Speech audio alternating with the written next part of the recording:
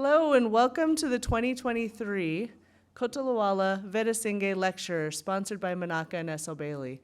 This lecture series was funded on behalf of honoring her mother, Christabel Kotolawala Vedasinghe, who is an activist throughout her life, bringing awareness to the challenges of third world countries internationally.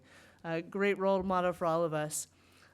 This year, we hired an amazing person onto staff, and so I want to introduce you to her. She is our Advocacy Program Manager at CEW. My name is Tiffany Marr. I'm the Director at CEW+. Dr. Liz DeBetta is an interdisciplinary scholar, activist, artist, who helps create social change for individuals and communities that have been marginalized and oppressed. As an advocate and activist, she uses stories to amplify the voices of adoptees, to help women who have experienced gender-based violence, and to fight for reproductive justice. As Advocacy Program Manager at CEW, Dr. DeBetta coordinates the Twink Fry Visiting Social Activist Program, which we have with us today. Zira, I don't want to mispronounce your last name. Zira, yep. Zira, who's here with us for a month so that we can learn about her work and also she can gain from our experiences as well. So if you have a chance, I encourage you to meet Zira here, who's with us from Nigeria. Her focus is on gender-based violence and making sure in Nigeria that the rights of women are respected. And let's see. In addition to the Twink Fry Visiting Social Activist Program, Liz also coordinates the CEW lecture series like this one today, our annual advocacy symposium, which typically happens in the fall, but we might spread it out throughout the year in this next iteration of it, and is working to grow the reach and impact of the CEW Plus advocacy initiatives across the board by developing new programs for the U of M community. So please join me in welcoming Dr. Liz DeBetta to the stage, who will then introduce our amazing guest lecturer today, Amali Towers. So Liz?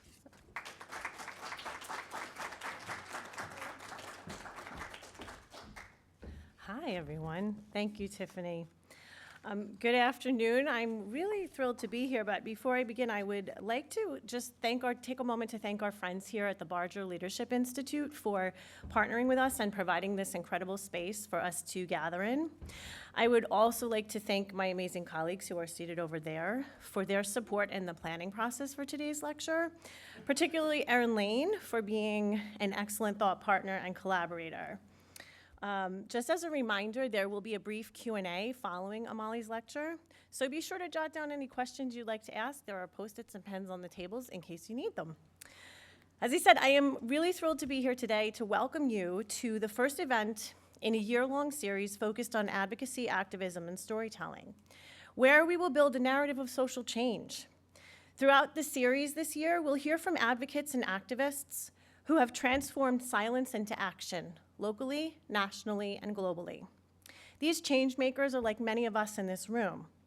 They've witnessed injustice, they are allies, and they refuse to stay silent. I came to my work as a feminist activist by first learning to be an advocate. Early on, for my brother Frank, who has Down syndrome and was born in 1982, just after deinstitutionalization. And later for myself, as an adopted person who needed to know where I came from to know where I was going. So advocacy for me is about finding and using one's voice to become empowered by breaking silences, establishing healthy boundaries, and learning to say no to systems and institutions of power and oppression that uphold the status quo. Activism is helping others to find and use their voices to create a movement. And I don't think we become activists without first being advocates. And my insight is that this is often, deeply personal work rooted in lived experience that becomes the inspiration for taking action. We can't activate without first learning to advocate. And this is what I share in common with today's speaker, the lessons learned from living and being a witness to inequality, marginalization, and the deep desire to help others by providing resources, support, and often simply holding space by listening. I and my colleagues are very grateful to Manaka Bailey for entrusting CEW Plus with the task of identifying individuals who carry forward her mother's legacy through the CEW Christabel Kotolawala Vedasinghe Lecture Fund. Christabel was a lifelong advocate of cross-cultural dialogue, international understanding, and the advancement of women. I believe that she would have agreed that advocacy leads to activism, which in the current national and global landscape must be about abolition. Angela Davis, Gina Dent, Eric Miners, and Beth Ritchie write in their book, Abolition, Feminism Now, that the ability to look both inward and outward to meet immediate demands and confront broad systems of injustice, and to think in complicated and layered ways about abolition represents a feminist approach to change. And this is what Amali Tower does. She thinks in complex and layered ways to provide solutions for large-scale change, starting on an individual level. As such, she is a member of the World Economic Forum Expert Network in Migration, Human Rights, and Humanitarian Response, the UC Berkeley Center on Comparative Equality and Anti-Discrimination Law in the Climate, Refugee, and Immigrant Justice Working Group, and she sits on the advisory board for the Center for Climate and Security in Washington, D.C. She also frequently consults in the areas of human rights, campaigning, advocacy, legislation, and public policy. And we are so fortunate to be able to listen and learn from her today. So please join me in welcoming Amali Tower, founder and executive director of Climate Refugees.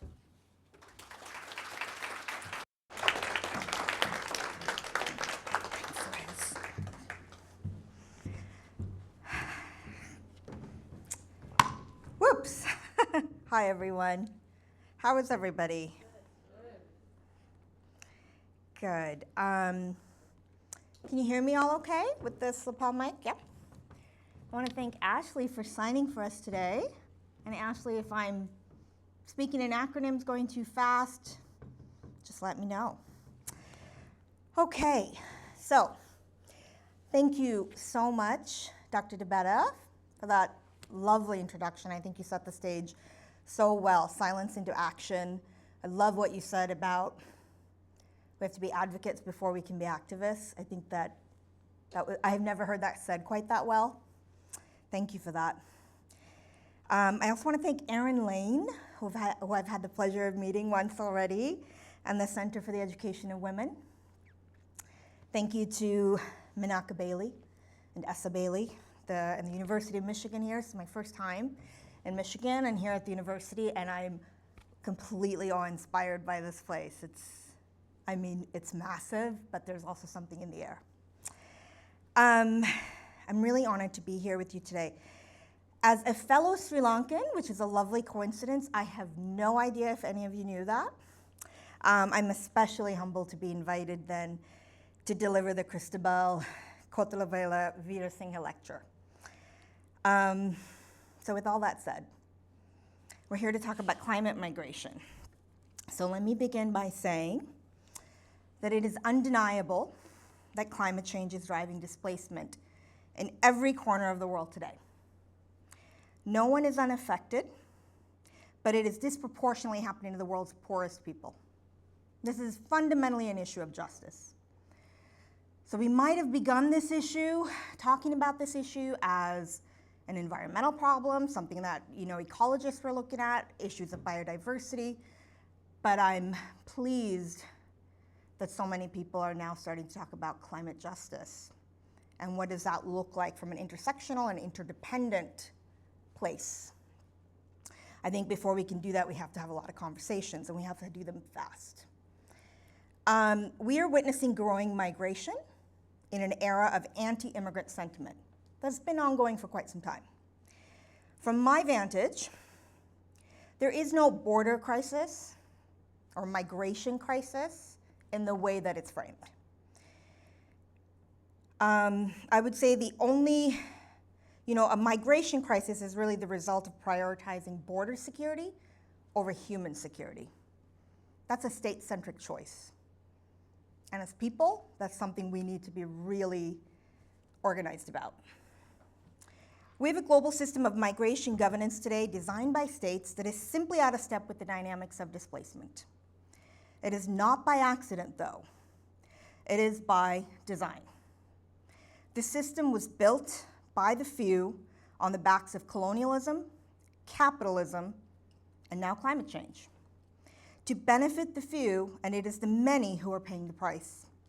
I think it is now up to us, the people, and very much you. Many of the people in this room are the next generation of leaders who need to demand better. And I'm so happy to say and see that that is exactly the case. Maybe this will surprise some of you, but we now have 100 million forcibly displaced people in the world today. To give you some context for that, that's 1.3% of the global population. If that was a country, it would be the 14th most populous country in the world. And I am under no illusions here that that's probably the first time you heard that statistic. Where are our priorities, right? Well, of that 100 million, about 30 million, probably a little under, probably a little over, because Ukraine has changed everything. So I have statistics that aren't, from last year. But I would guesstimate about 30 million people today are refugees. The vast majority then remain asylum seekers and internally displaced persons. The vast majority of the world's displaced are in developing countries. Perhaps you didn't know that either. It's about 85% actually of that 100 million. So when you hear our elected leaders talk about, what are we supposed to do, let everybody in? 85% of 100 million people. It's just simply wrong. But what about those that are climate displaced? You'll note I did not mention anything about climate displaced people. Well, they have no particular category, even if climate change is now rapidly one of the primary drivers of forced displacement. Climate change is primarily driving displacement of people within their own borders. On average, about 22 million people are internally displaced a year by climate change. 2021 was a particularly high year of displacement, where nearly 31 million people were internally displaced by climate-related events. Now, that is more than 3 times as many people than conflict or violence displacement. It generally tends to be the case year after year. Many years, climate and weather-related events do displace more people than even conflict. And when I say displacement, I mean we're talking conflict and crises. They kind of go hand in hand. But imagine a time we're living in where climate change is driving more displacement than conflict. Yet we lack governance frameworks to adequately address that forced displacement, and we lack policy frameworks to address the climate crisis. Climate change impacts manifest in 2 ways. What you might have heard as a slow onset, which are drought, rising sea levels, the effects of desertification, sudden onset, floods, hurricanes, cyclones. Climate variability is kind of like this slow, gradual things that are happening that are changing the landscape of how most of the world is living. So if you're dependent on natural resources and land for your livelihood, slow onset climate effects are rapidly eroding the most basic human rights. And yet we still talk about climate change and climate displacement as if it's going to be some apocalyptic event, some like Jerry Bruckheimer level movie that's going to affect us all. Oh yeah, this is undeniably climate change. We better get our act together. It's not really how it's working. I would say the numbers we have that I've mentioned to you are largely from internal displacement, from those sudden onset events, from what we would classify as disasters. Less documented is how climate change is contributing to migration through these slow onset conditions. Why? Because it's really hard to unpack, right? If there's drought, if there's rainfall variability, it's very hard to sort of unpack the climate component of how drought, food insecurity, livelihood loss is also a part of climate change. When you look at poor governance, when you look at maybe markets that don't really work at efficiency, when you look at trade agreements that don't necessarily give a country a fair and level playing field, there are a lot of factors to look at. Corruption, right? So it becomes very hard to unpack. Now, the vast majority of movement is believed to be internal and not across borders. But I would say, is this the whole picture? drivers of migration have always been complex and multi-causal. People have always migrated for a variety of reasons, both what we would call push factors and pull factors that push people out of their homes, and factors that pull them to a place like family and diaspora. So migration doesn't necessarily have to be forced, right? At its optimal, it should be a matter of choice. It should also be a matter of like goodwill that's actually fostered all around the world. But that's increasingly not the case on both those. Now, increasingly, climate change is driving that push migration, even if it's still multi-causal, complex, and multi-dimensional reasons are behind it. Migration is costly, and populations can be trapped and unable to migrate as well, and also internally or across borders, right? We also know that climate change, we know this from a recent report, that climate change is widening poverty. It's undeniable.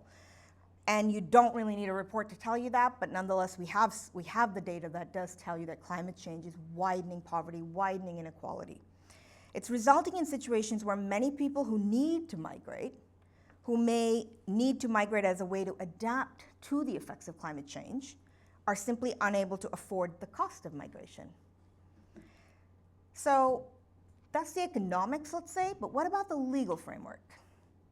Well, climate migration is not protected under international law. Specifically, refugee law, enshrined in the 1951 Refugee Convention, has a very narrow definition of who qualifies for refugee status.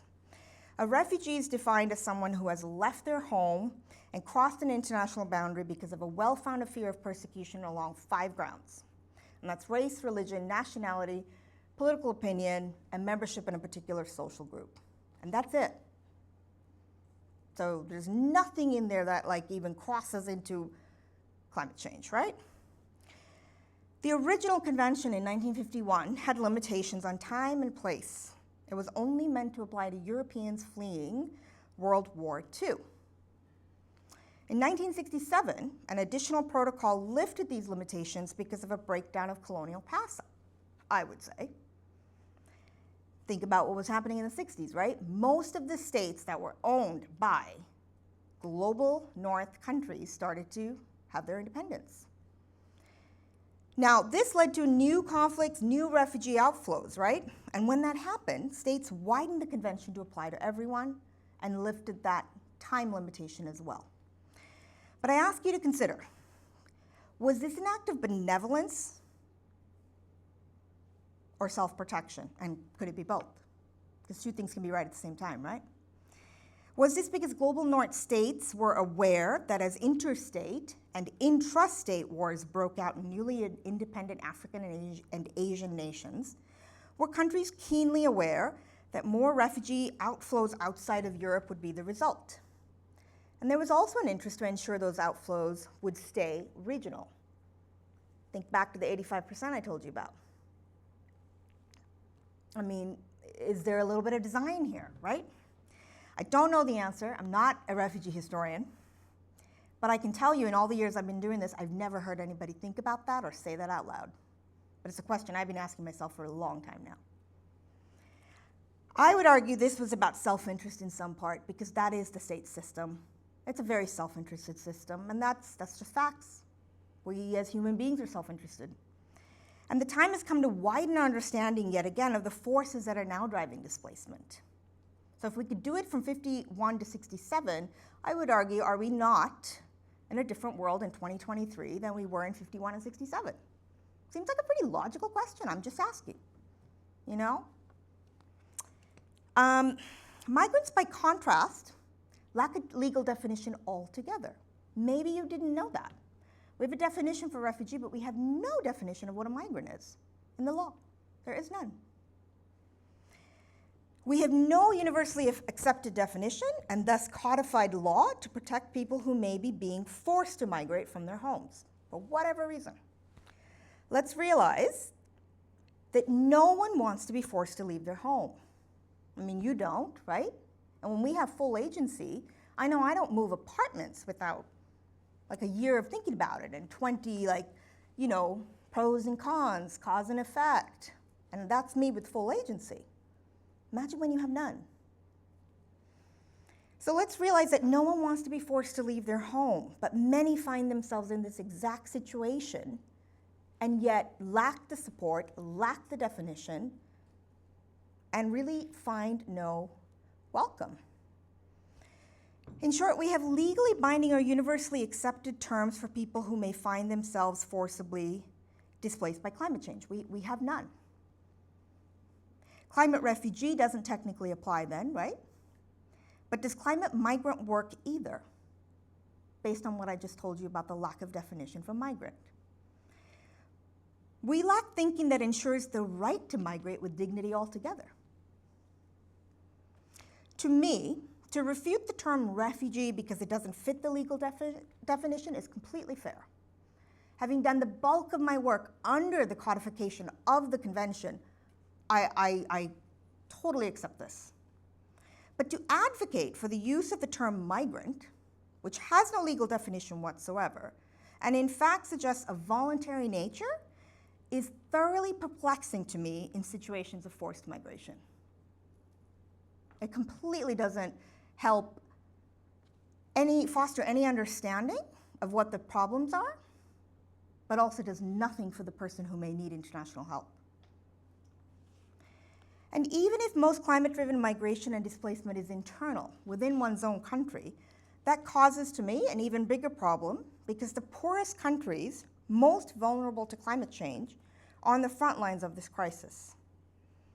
Meaning countries that have had little to no contribution to climate change are the most vulnerable to climate change and are increasingly finding themselves lacking the global cooperation, support, means, and resources to tackle the displacement driven by climate change. This is a total irreversible setback of loss and damage for many communities in the global south. The climate crisis, I would say, is a colonial crisis. While developing and extracting and gaining extreme wealth, we have a crisis created by a handful of global north countries and 100 or so corporations that are still essentially holding the world hostage to a system that is deeply flawed. We have a migrant and refugee crisis that's essentially been created through a lack of cooperation, equally perpetuated by some of the very systemic failures instituted by these countries. Both these crises are being felt by populations in the global south who have had almost no role in their creation. These are populations that are amongst the poorest, most marginalized and disenfranchised people on the planet, and I do include segments in this country itself. Climate change knows no borders and impacts even the wealthy. Here in the US, more than 1 million Americans were displaced last year for more than a month by climate-driven disasters. If you look at displacements of less than a week, the number skyrockets to 3.4 million people. That was just last year. That's 1.4% of the US population. 40% of these people returned to their homes within a week. 20% were displaced longer than a month. 16% have never returned home here in the United States. So ask yourself, who are these sectors of the population that are falling through the cracks? I don't think you have to take a big guess. Those statistics become much higher and more desperate in global south countries who lack the means to protect their citizens as robustly as we might here in the US.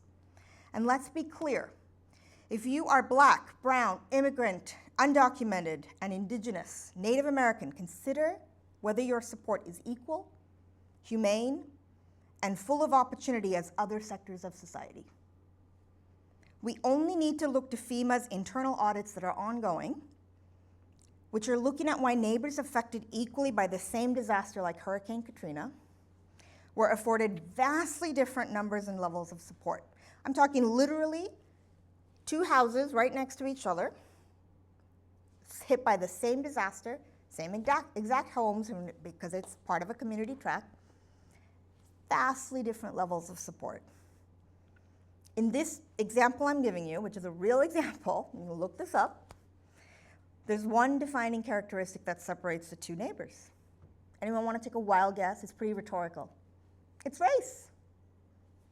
It's race. FEMA is literally looking into what are the effects of race in its own response. In Florida, Miami and the Florida Keys are highly vulnerable. If Florida was a state, it would be the fourth most vulnerable place in the world to rising sea levels.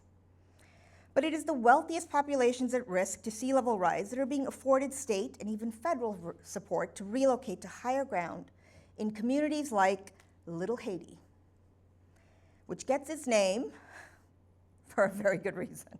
Now, Little Haiti is the highest elevation point in Miami. It's historically marginalized by redlining policies. If any of you have studied anything about the civil rights era, I think you know what a redlining policy is. It was a systematic way in which, still very much alive, that we kept unwanted segments of society based on race in their place. Little Haiti is one of those redlining neighborhoods. It is also the highest elevation point in Miami because back then that wasn't desirable, right? Today it's incredibly desirable. Now, this community is populated by resettled Haitian refugees. That means resettled meaning people like me resettled them here on behalf of the US State Department. They were newly arrived immigrants. You might hear temporary protected status in the news a lot. Okay, if you have temporary protected status and you're from Central America, you might find yourself in Little Haiti. If you're a black and brown person, you're probably going to be in Little Haiti. There's also places called Liberty City, Magic City. These are all being climate gentrified because the uber rich need to be moving to higher ground.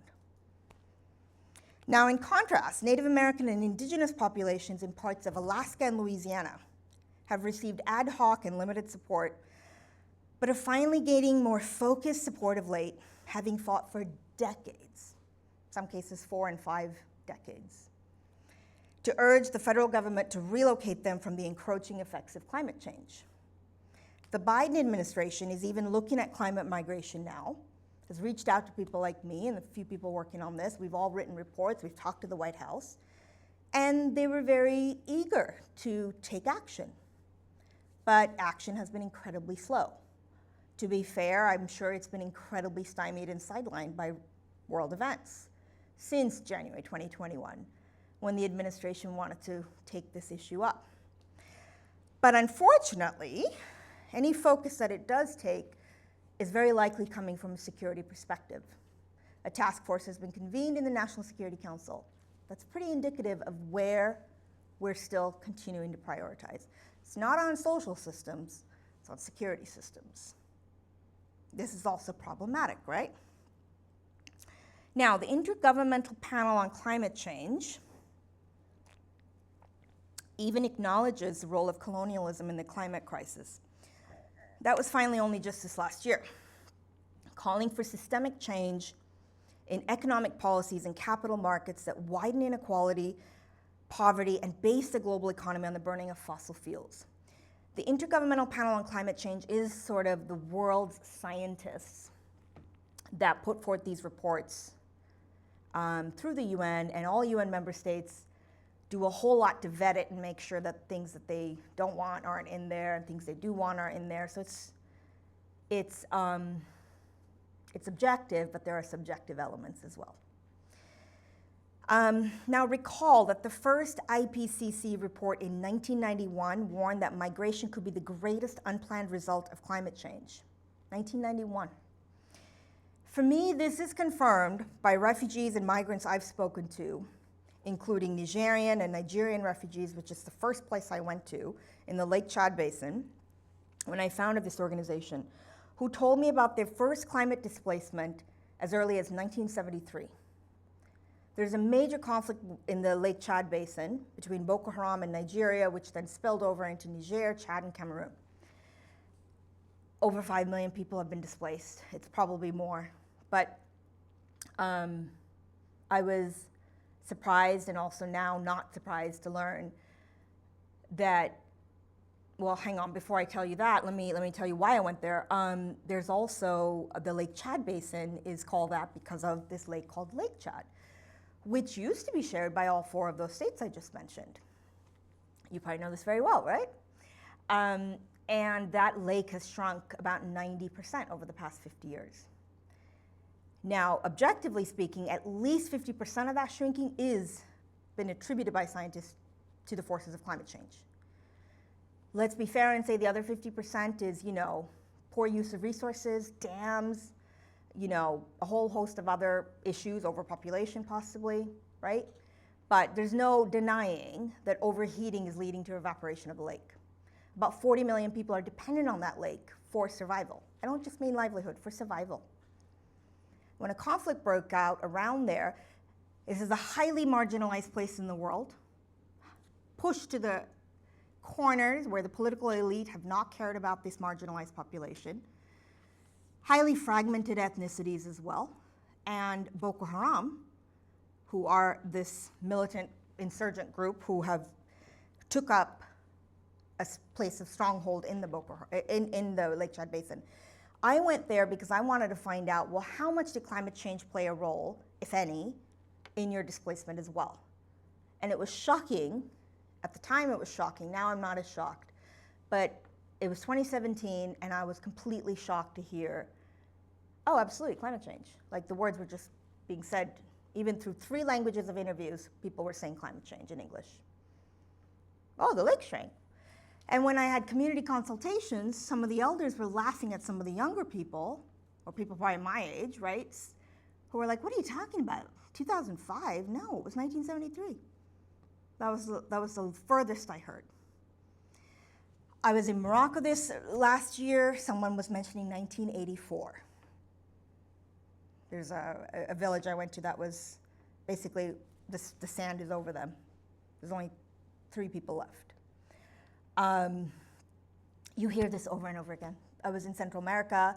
I heard people in a fishing village talk to me about 1960s. And we're talking about it in the year 2023. Like, is this happening? We only need go and ask people who have always lived off the land. They'll tell you. So, you know, who's protecting them? So for 32 years, we've had abysmal action, I would say. For 1991, this was the warning by the world scientists. 32 years have gone by. We've had abysmal action on lowering emissions, funding climate adaptation, developing migrant protections, expanding refugee protections. And why? I would say because of a lack of global cooperation, trust, empathy, and global North power. And I do think things like empathy and trust matter. They're not just fluffy words, they really matter, and they should be part of how we organize ourselves in the world. Because I can tell you, nobody in the global South trusts any commitments anymore from the global North. Why should they? It's been a whole lot of inaction. Let's look at impacts on marginalized populations. We're here at the Center for Education of Women. Women make up about 80% of climate displaced people because of the systemic discrimination women suffer all over the world. In fact, it was women refugees who informed me over 8 years ago now of how much climate change was playing a role in their struggle to feed their families.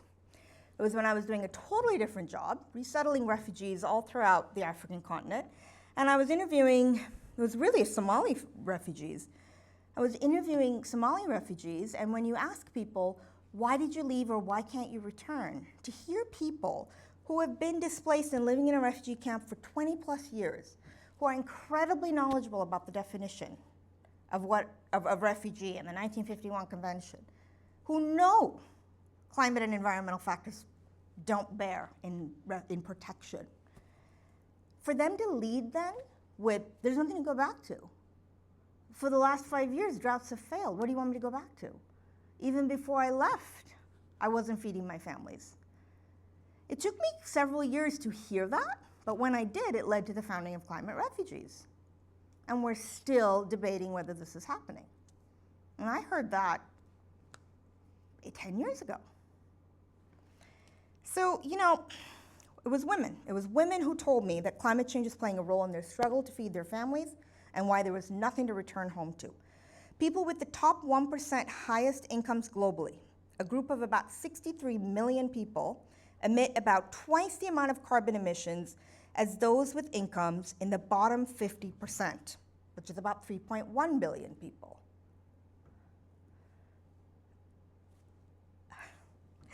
And this is happening in the backdrop of developed countries who pledged in 2009 to provide $100 billion annually in climate finance to help developing countries adapt to the effects of climate change. So what does that mean? When I've like already spent some time talking to you about, well, what might be happening that's forcing you to have to migrate as a means of adaptation to climate change? And migration doesn't have to be forced. We can actually be like helping people move, facilitating it, because we know that climate change has created some irreversible losses in their country. But since that's not happening, there's also the fact that in 2009, countries like the United States and European countries, Australia, all the global polluters, about 8 of them really, pledged $100 billion annually. That money has yet to materialize. There hasn't been 1 year in which $100 billion has been provided. So what do you expect people to do? Adapt with what? And if you're also facing, I mean, we're talking about inflation and how everyone's suffering here, right, economically. Imagine a situation in which your carbon footprint is 0 and you economically keep regressing backwards. Where's the fairness in that? You know, I speak this way because it's not hard for us to try and like figure out what this might feel like. We're all talking about the price of eggs, right? You're probably economizing how many eggs you're buying. Imagine having to economize everything. That's what it's like. And we're not even supporting people to have to like adapt. So these pledges happens at the UN Climate Conference, okay? Now, although that $100 billion annual climate finance has not really come through,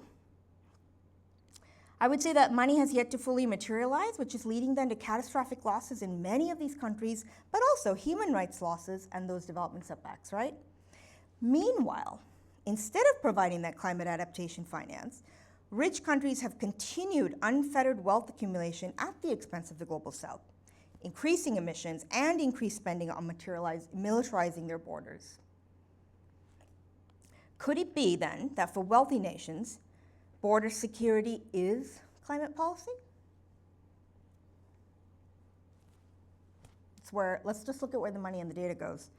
Take Central America, a region highly climate vulnerable where today, climate change is a major driver of displacement and migration both internally and across borders, including to the US southern border.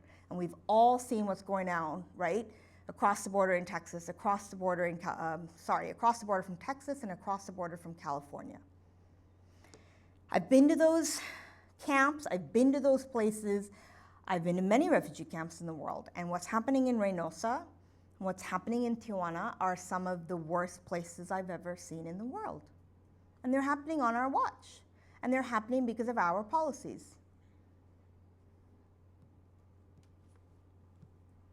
So when we talk about benevolence, American benevolence, just take a trip across the border.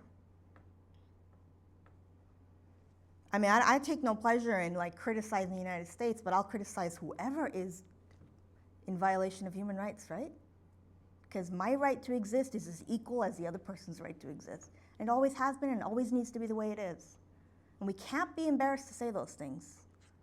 The minute we do, I think we've lost. So this is all happening because of their right to migrate and their right to seek asylum. To understand the climate impacts, we have to understand the devastating drought and climate disasters being felt in the Central America Dry Corridor, which is the economic backbone of the region, where marginalized indigenous groups reside side by side with multinational corporations and illicit criminal actors who ensure US and global north brokered free trade agreements flourish. That's honestly what's happening. The political economy of this region is well rooted in neoliberal economic policies, deeply entrenched in colonial legacies like the Central America Free Trade Agreement, which privileges the United States over those own countries. It privileges the United States over the farmers, over the indigenous people, and those at the front lines of this climate crisis. This greatly underpins then the climate crisis playing out today in context of historical legacies in this region. What I've just described to you is exactly what we mean by intersectional and interdependent. You cannot just look at this as, oh, it's heating up. Those things are also happening, and they play a role. The past year was yet again the deadliest year for migrants crossing the US border. In October, the US Border Patrol reported that 853 million people had died crossing from Mexico into the United States in the fiscal year of 2022. That number is highly underreported because we just don't know. We find bodies in the desert, we find bones. No one's interested in doing DNA and forensics to figure out how long they've been there because these are not populations that we're prioritizing. Why is this happening? Because borders are closed. So people are desperate and they have to go into irregular pathways is the most polite way to put it. You might die along the way. In fact, you are. And that's increasingly the case.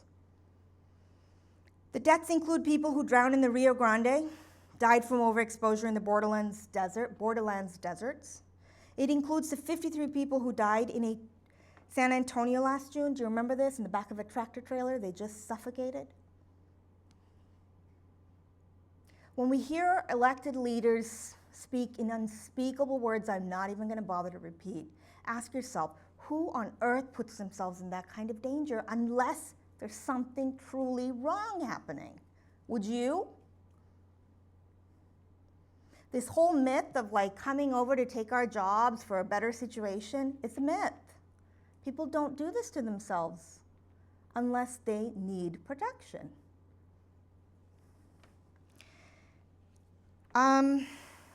Globally, more than 51,000 people have gone missing traveling across borders since 2014. That includes the Mediterranean, which you're always hearing about, because the EU is just as complicit in all this. It is easy to point to the United States' long-standing deterrence strategy as a primary reason for these deaths. In place since the 1990s, this strategy is designed to force people into dangerous and often desolate places. But we have to broaden this analysis. Over the last 2 decades, an unprecedented surge of border enforcement has coincided with the intensifying climate crisis, not just in the US, but across the globe. Climate change, as I mentioned, has displaced a yearly average of 23 million people since 2008, 3 times more than war and conflict in some years. During this time, the world's richest and most powerful countries have constructed walls, deployed surveillance technologies, they've hired border guards from Matamoros to the Mediterranean. These same countries, including the United States, Germany, Canada, France, the UK, and Australia, have emitted the most greenhouse gases and are thus the most responsible for the climate crisis. For the world's richest and most powerful countries, border militarization has become their climate adaptation strategy. That's not just me saying that, that's a lot of other experts saying that too. Well, unfortunately, there's still just not enough. For many frontline communities, migration is a means of adaptation and increasingly a coping mechanism in the absence of climate adaptation support in their own countries. Their failure to lower emissions and fund adaptation has led to what is actually called irreversible loss and damage that now must be compensated. And this is finally starting to gain some traction. Rich countries have contributed 92% of historical emissions, and they are now responsible for 37% of current emissions, even though they compose only 15% of the global population. So 15% of the global population is now emitting 37%, and historically are responsible for 92%. Now remember, these aren't just emissions we can't see. The development that you and I enjoy has happened at the expense of people in other countries who never gained from that development, and in fact are developing backwards. That is the situation. Jason Hickel is a fantastic economist I highly recommend people read, who will tell you that, I think now I'm going off memory, so don't hold me to this, someone look up Hickel. What is it? For every $5 billion in development aid from the global north, about $3 billion comes back to the global north from the global south. It's a highly asymmetrical system. Always has been and still is.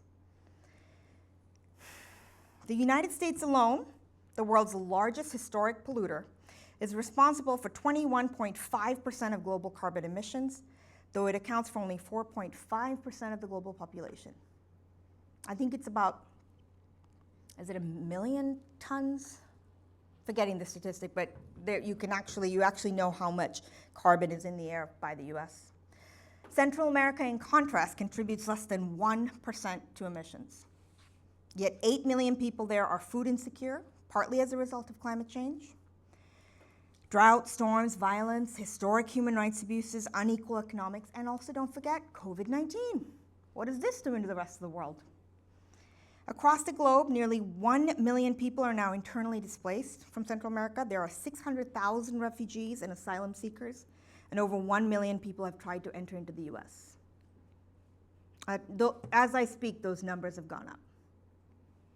For those going to the United States, their fate is often one of walls, armed agents, surveillance, and prison.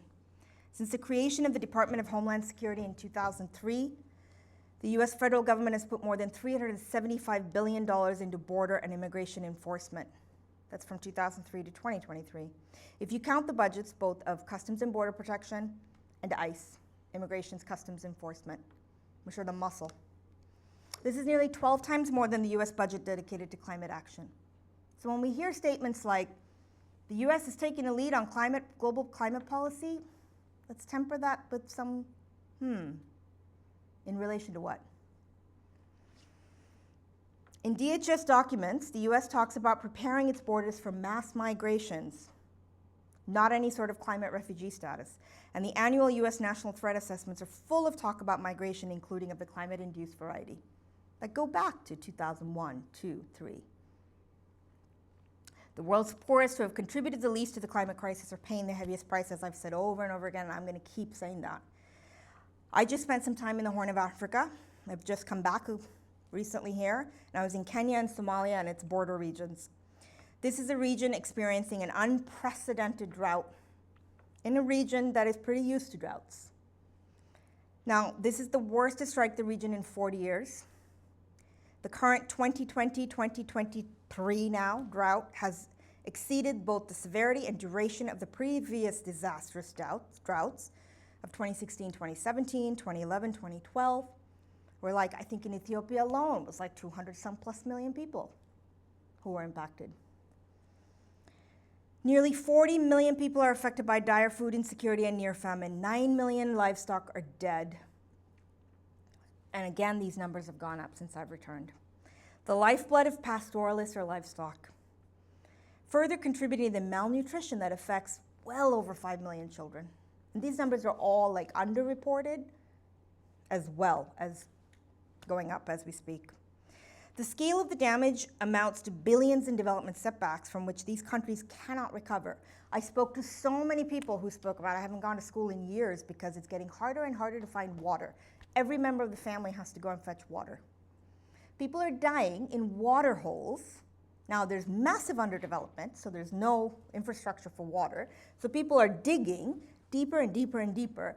And I spoke to 3 different communities where people had actually been submerged by water holes and died because they're just looking for water. And a lot of these people are children. So, what mechanisms exist then to address that reality, to compensate that reality? Very few. In addition to the urgent climate adaptation funding, it's also support, technology, expertise. Those are also the things that are being denied or not supported fully. Global South countries need this. The time has come to create a loss and damage fund to compensate them for irreversible climate losses as well. This is not just about protecting people once they've moved. It's also about helping people who have suffered irreversible losses, who need to be compensated, but also how do you help people stay? If migration is a continuum, then we have to also start at how do you help people stay? It's not just how do you help people move. They're being forced to move, right? That's the issue and point from which you have to sort of think about solutions. Kenya and Somali farmers and pastoralists I interviewed said they have never experienced drought conditions like this.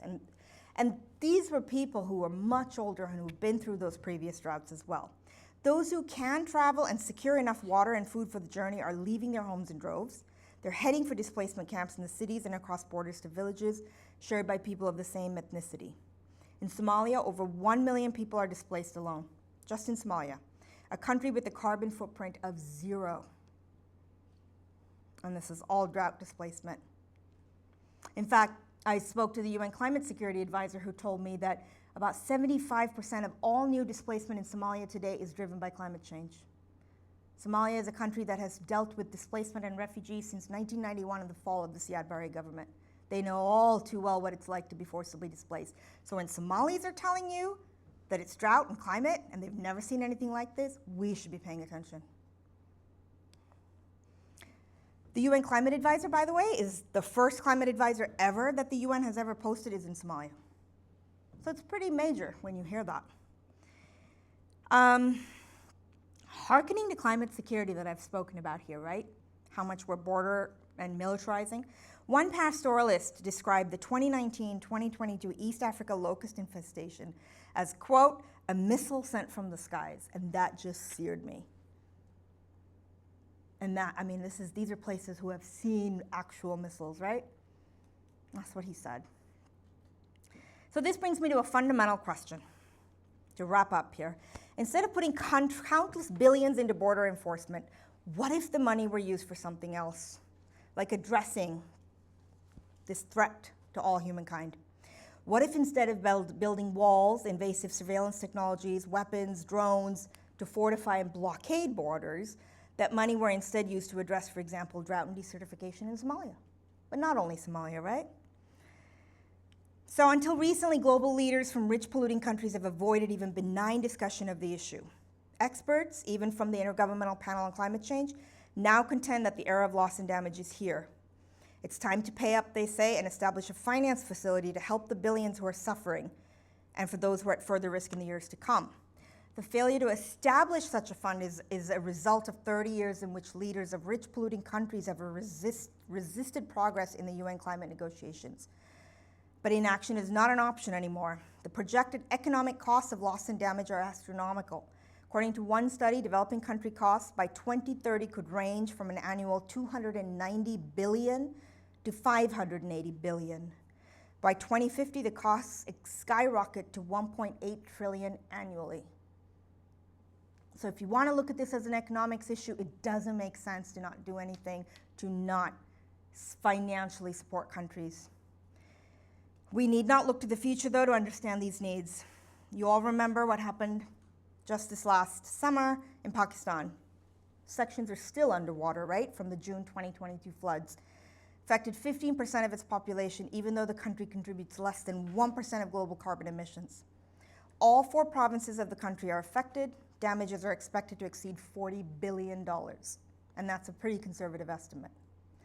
Nigeria was experiencing the worst floods the country has ever seen. More than 600 people were killed, 1.3 million displaced, 31 of 36 states are affected.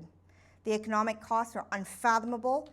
Their leaders are scrambling to avert food shortages in a region that's already dealing with food insecurity because of slow onset climate change.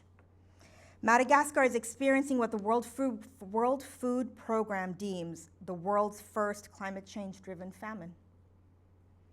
I don't think we're talking about these things in the US. I doubt most people have heard of some of the things I'm mentioning. These are but a few of the world's increasing climate crises in a time of compounding global crises when existing sources of finance, including insurance, humanitarian and development aid, are painfully inadequate to deal with the severe loss and damage of climate events. Recent Oxfam research shows that international funding, usually from high-polluting countries, proceeds with little accountability, right? It's reductive and unhelpful to pretend that people migrate for single issues. Migration, even in situations of full agency, are usually the result of various drivers. We need systems that ensure both the protection of people who are forcibly displaced and the protection of people who have a right to stay.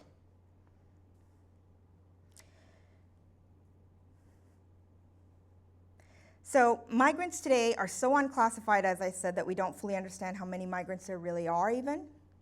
We also have no idea then how many of them are forcibly migrating and how much of that is climate driven. Refugees are no different, for climate is playing a huge toll in their forced displacement. 90% of refugees come from countries that are climate vulnerable. 90%. And if you're a refugee, I did use the term refugee, these are people classified as refugees under that convention definition. 90%. So clearly we need to do better. What's playing out at the US southern border is forced migration fueled by desperation. To deny it is political folly, in my opinion. So there are some signs of hope.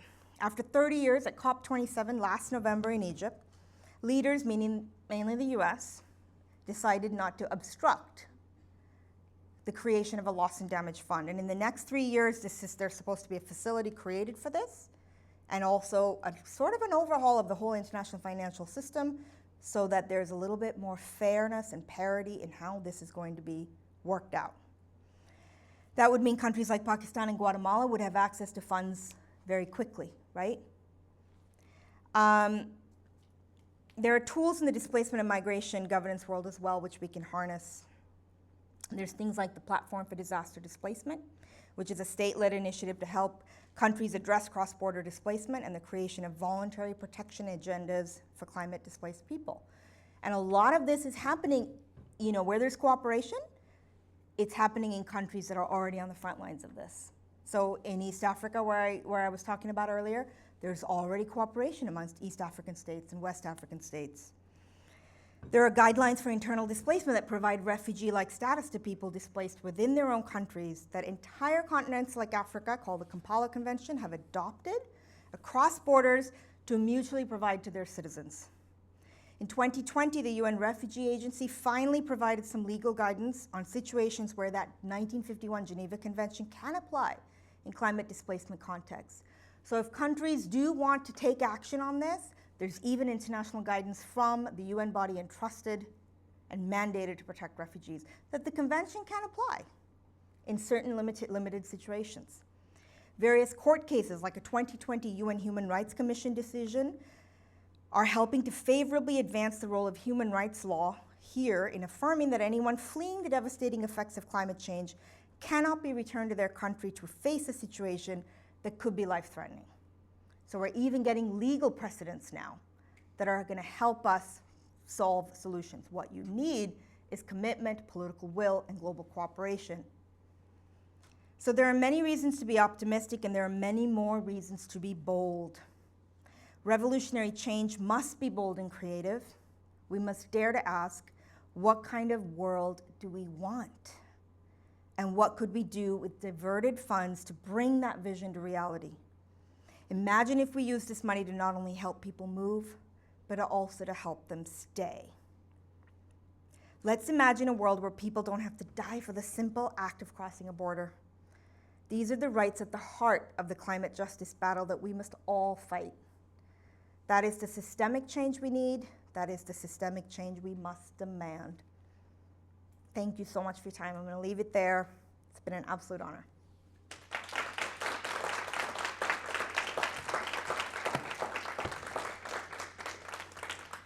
Do you want me to stay up here for questions, or?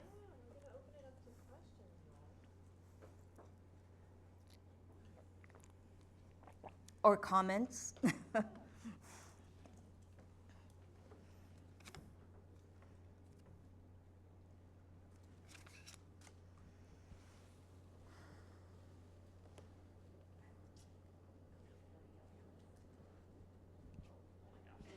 From everywhere.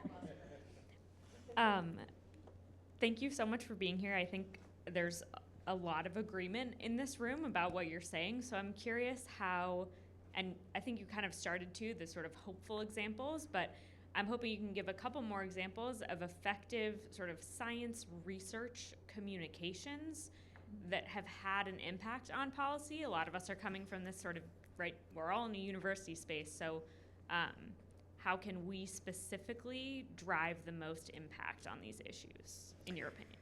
Yeah, so thank you for your question. Let me begin by saying that I'm not a scientist, I'm not an environmentalist, I'm not a climate change communicator even. But I will say, and I think peers in that space will agree, there's absolutely no need for any more data and science. We know down to like millimeters, centimeters, point decimals, every degree of temperature, just exactly what's happening to the planet. It hasn't moved the needle, which begs the question, what will move the needle? In my experience as a humanitarian, it is lived experience that moves the needle. I don't think it's any surprise that the entire continent of Africa has provided climate displacement protection to each of its 53,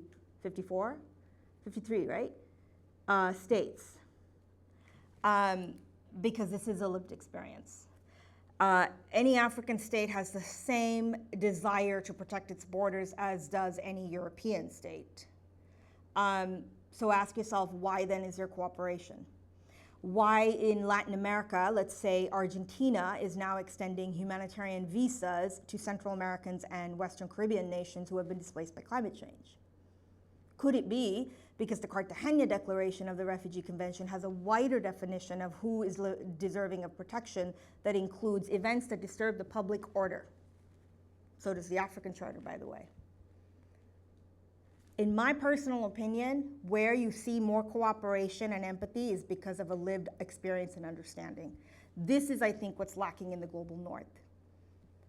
And where it is increasingly happening here even, it's happening to sectors of the population that don't have the same, shall we say, amplification for a variety of reasons that usually stem to marginalization. So that's my experience, for what it's worth.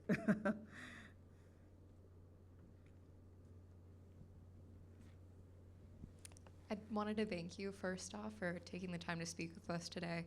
I'm also very curious, you kind of spoke about the compounding effects of climate change on top of, other tragedies that we're experiencing worldwide, especially with reference to Somalia and the drought, as well as, the recent earthquake in Turkey and Syria that have already been ravaged by, civil war.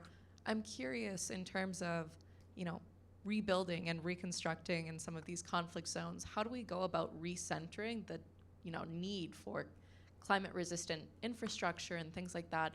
How do we, on a global scale, go about, changing the minds of policymakers with respect to climate change?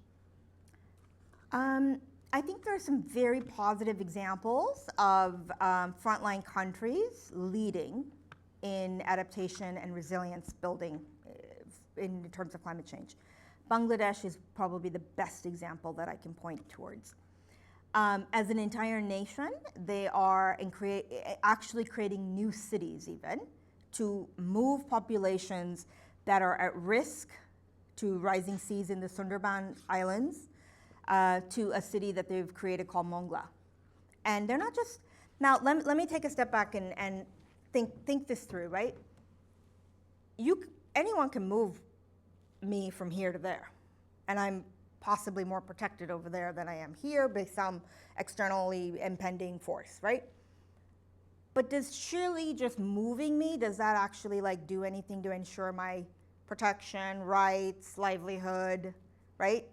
It's not just relocation, it's resettlement, it's integration, it's ensuring an entire suite of policy actions that ensure that all my human rights go with me. Because that's exactly what migration, relocation, any of this should be ensuring, is what rights do I have that are being eroded by the forces of climate change, and how do I ensure that just by moving somebody, that I haven't just made sure that they don't die? That's great. Let's definitely do everything we can to ensure that fewer people die from disasters, but that's not enough. When you rebuild, you have to rebuild in a way that's resilient and ensures that all the rights that that person had and were being denied are going to be shored up again. So Bangladesh isn't just moving people from the Sundarbans into Mongla, they're actually building entire cities and infrastructures so that people can thrive.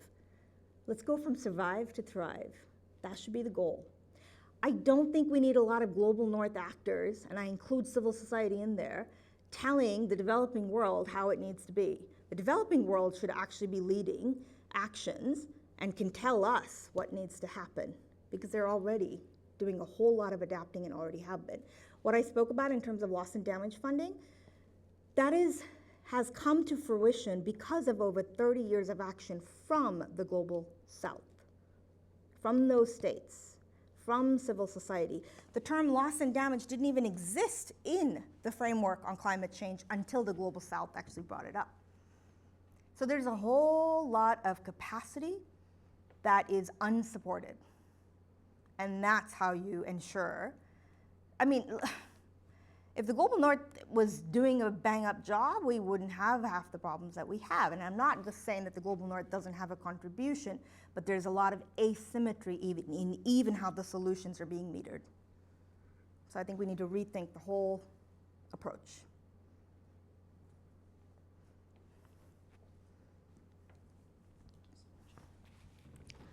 Hi. Hi. Thank you.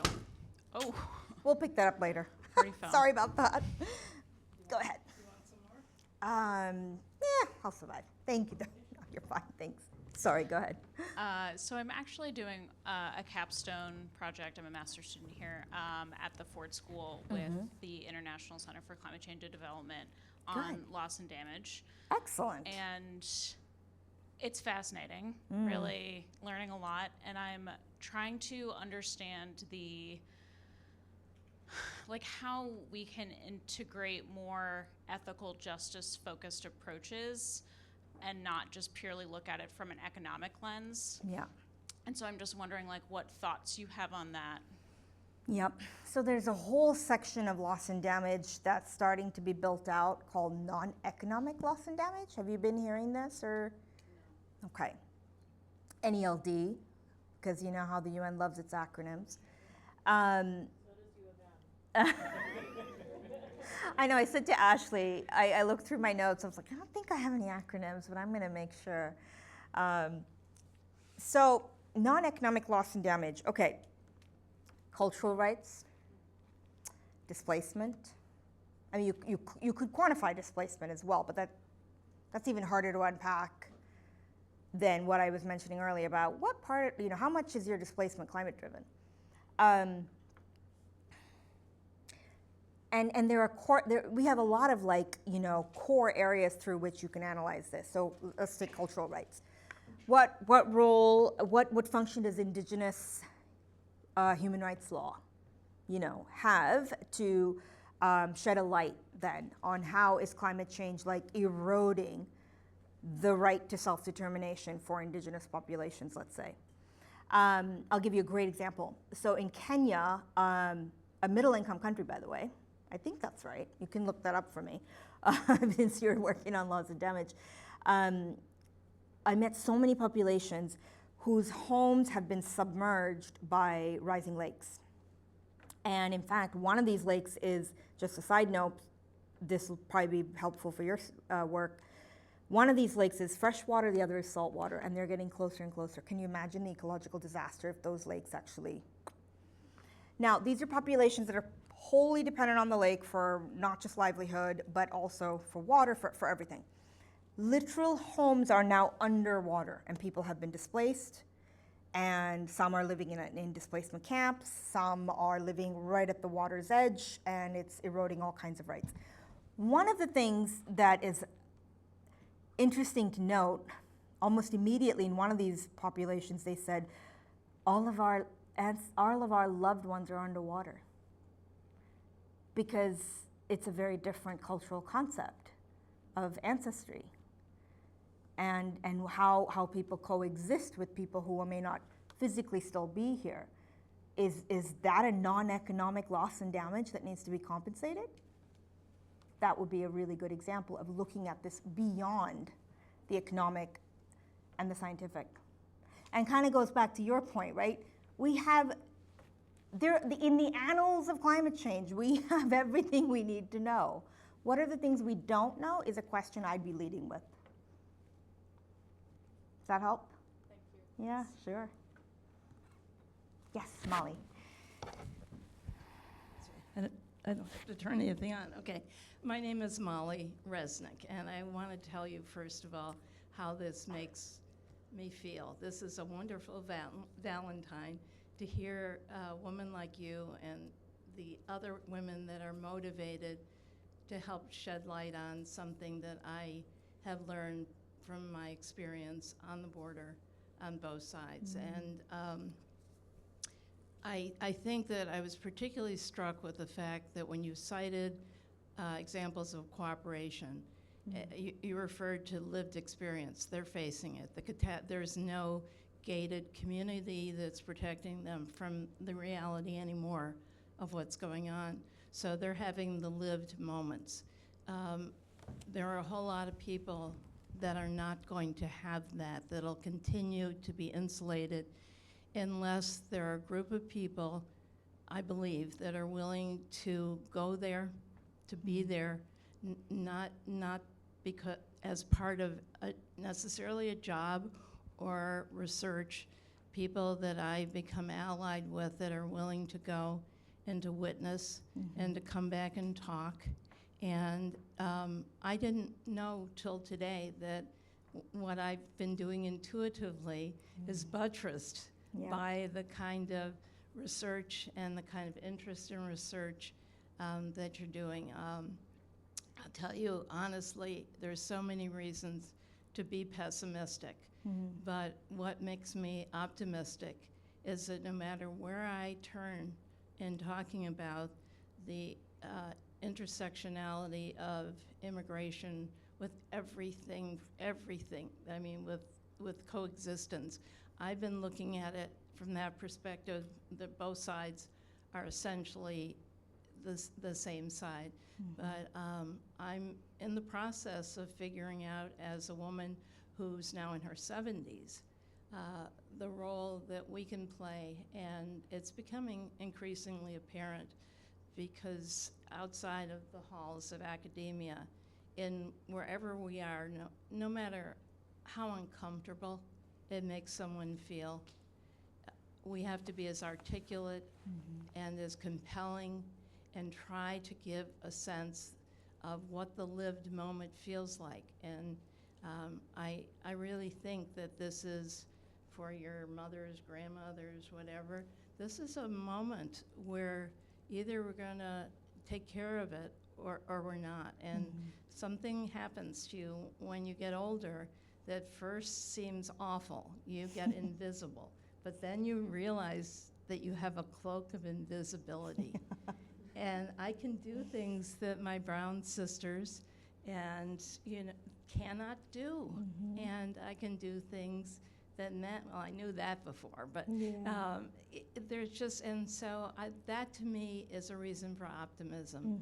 Everywhere I go, there are women fighting. They're extraordinary women like yourself. So thank you. Thank you. Thanks, Molly. I'm so happy to hear you say that because, yeah, you're right. Bearing witness, being even like a physical presence that minimizes just how gross violations can get is huge. Totally agree with you. Thank you. Thank you. One more question, if anyone has a final thought or question.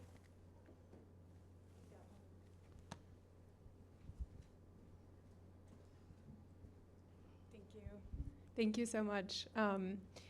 If I heard correctly, you are on the board of the Climate and Security Center for Climate and Security in DC. Yeah, and so I've been following their work a little bit, and I've been thinking as you were talking about the root causes strategy, root causes of migration strategy in Latin America or Central America. And I'm curious, in your work, how have you had or navigated conversations with national security leaders who, and other leaders who maybe are thinking a lot about U.S. interests in framing these issues in a way that doesn't replicate the harmful narratives around migration, and that, maybe suggests even migration can be a positive thing for the U.S. And that, we can support positive migration while also recognizing that, of course, forced migration is something we want to avoid and help people avoid. Yeah. It's a great question. It's tough. It's tough, right?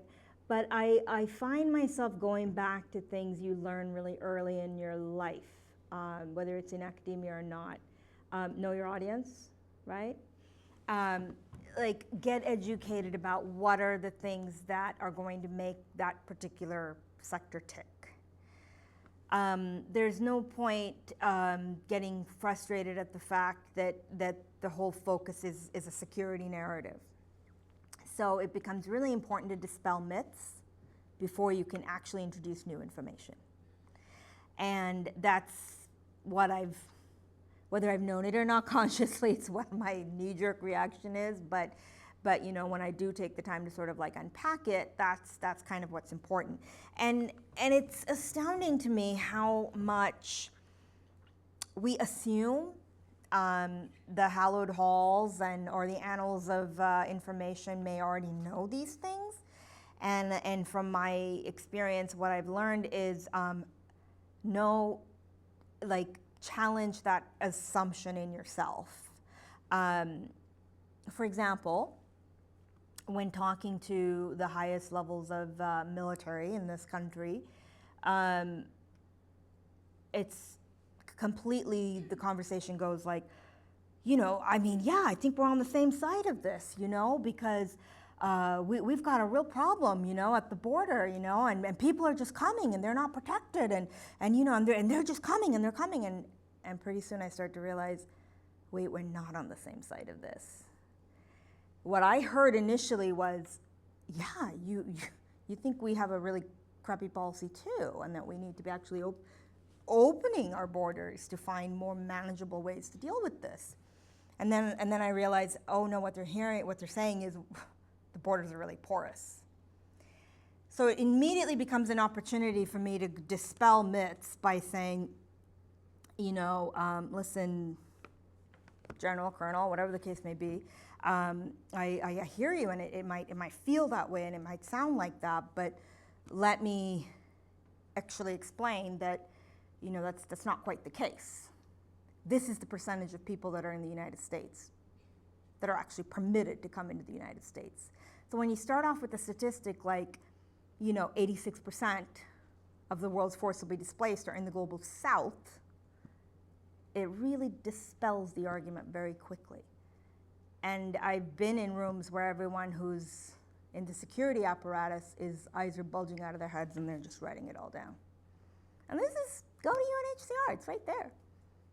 So you know, question your own narrative of, who am I? Surely I don't know. And what I found is by pushing past that, even when I was scared to do it, I've found strength in that, because people don't know, because we operate like this. We operate in, this is my little sphere, this is my area. You know, VP Kamala Harris put out a root cause strategy for Central America, and I'm always skeptical of any root cause strategy, because typically root cause strategies are about stemming migration. The root cause strategy is really not about what on earth is happening to people that is forcing them to have to come to the United States. It's more about, how the heck do I stop that from happening? So already the perception is completely skewed and is unhelpful, because you're not going to actually get to the core group of people who are probably most in need.